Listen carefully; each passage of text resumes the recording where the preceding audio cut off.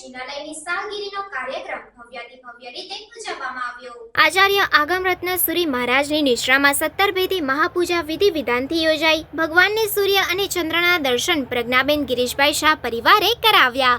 આચાર્ય ભગવંતે શાસ્ત્રોક્ત શ્લોકો અને મોટી શાંતિ સકળ સંઘને સંભળાવી। જૈન અગ્રણી દીપક શાહે જણાવ્યું હતું કે આજે અકોટા રોડ સ્થિત પાર્શ્વનાથ ગૃહ ચૈત્ય જિનાલયની 34મી સાલગીરી ભવ્યાતિ ભવ્ય રીતે ઉજવવામાં આવી હતી। આચાર્ય ભગવંતે માંગલિક ફરમાવી મહત્વ સમજાવ્યું હતું। આખી પૃથ્વી પર બધા તીર્થોના દર્શન કરવાથી જે પુણ્ય બંધાય તેટલું જ પુણ્ય ફક્ત જિનાલયની ધજા ફરકાવવાથી પુણ્યાનુબંધી પુણ્ય બંધાય છે। દરમિયાનમાં ગિરીશભાઈ શાહે જણાવ્યું હતું કે આજે આ નિમિત્તે યોજાયેલી ભક્તિ ભાવનામાં ગાયક રક્ષાબેન તથા અજીતભાઈની જુગલબંધીએ સ્તવનોની રમઝટ બોલાવી હતી।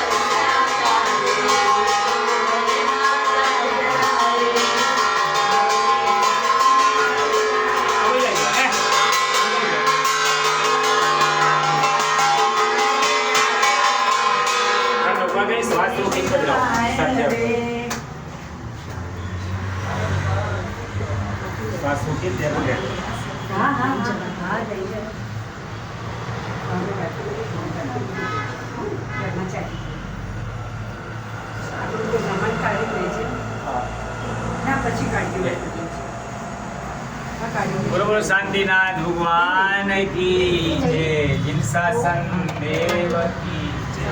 આજે આ સરસ મજાનું પાર્શ્વનાથ ભગવાનનું જિનાલય હમણાં જ એનો જીર્ણોદ્ધાર કરવામાં આવ્યો છે। આપણી પાસે આ ગૃહ ચૈત્ય જિનાલય જે છે એ ગિરીશભાઈ આપણી સાથે છે। ગિરીશભાઈ, આ જિનાલયને કેટલા વર્ષ થયા અને આજે કઈ સાલગીરી ઉજવવામાં આજે આવી? આપણા ગૃહ ચૈત્યનાને 33 વર્ષ પૂરા થઈ 34મા વર્ષમાં આપણે ધ્વજારોહણ કરેલ છે। જ્યારે આપણે આ દેરાસર શરૂ કર્યું ત્યારે અહીંયા કોઈ વસ્તી હતી નહીં। આપણું આ જીર્ણોદ્ધાર થયેલું દેરાસર આ સૌ પ્રથમ પહેલું હતું।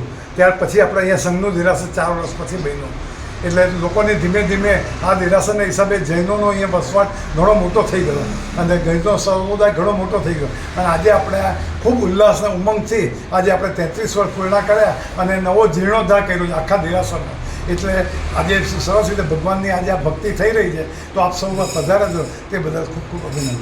કયા મહારાજ સાહેબે આ પ્રતિષ્ઠા કરવામાં આવી હતી? આપણે ત્યાંના ધર્મસુરી મહારાજ સાહેબના આગમ રત્ન મહારાજ સાહેબે સવારે આવી અને ધ્વજારોહણમાં હાજરી આપી હતી અને તેમના હસ્તક આ બધી વિધિ થઈ હતી।